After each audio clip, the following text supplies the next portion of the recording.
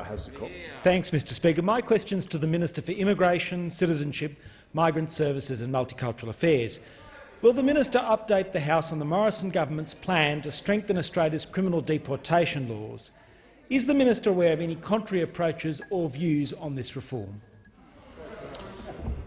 The Minister for Immigration, Citizenship, Migrant Services and Multicultural Affairs has the call. Thank you, Speaker, and I thank the member for Ferrara for his question. I know his experience in the law and understanding the law and how it operates in relation to the deportation of foreign criminals. It's true to say, Speaker, the Morrison government has pursued improvements to the Migration Act to increase our ability to deport foreign criminals for over 1,200 days now. Indeed, we've sought this before every election, and we've asked the parliament for the ability to do it for so long now that every member of this House has had the opportunity to understand what is before the parliament, what it does and what it doesn't do, and how it operates.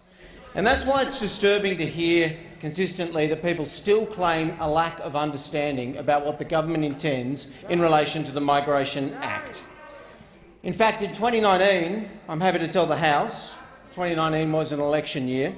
Before that election, in relation to this bill, the Leader of the Opposition told 6PR that this bill was a, quote, good idea, unquote, 6PR radio, before the last election. After the election, Labor and the Greens voted twice against it in the parliament, Mr Speaker.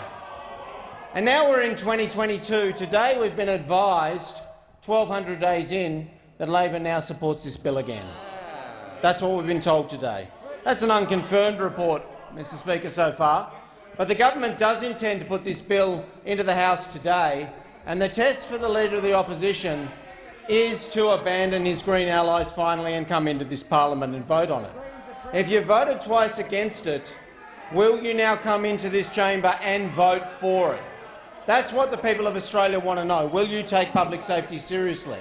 Because it isn't good enough to hide in your office and put this bill through on the Voices and send it to the Senate, where you know we've run out of time potentially to pass this bill.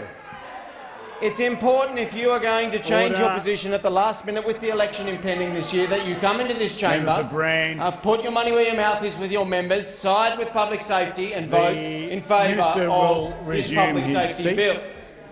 The Leader of the Opposition on a point of order. Speaker, I'm worried about you, Mr Speaker, because the member opposite has denigrated you about 30 times during this Leader of the Opposition I'm worried will about resume his standing. seat.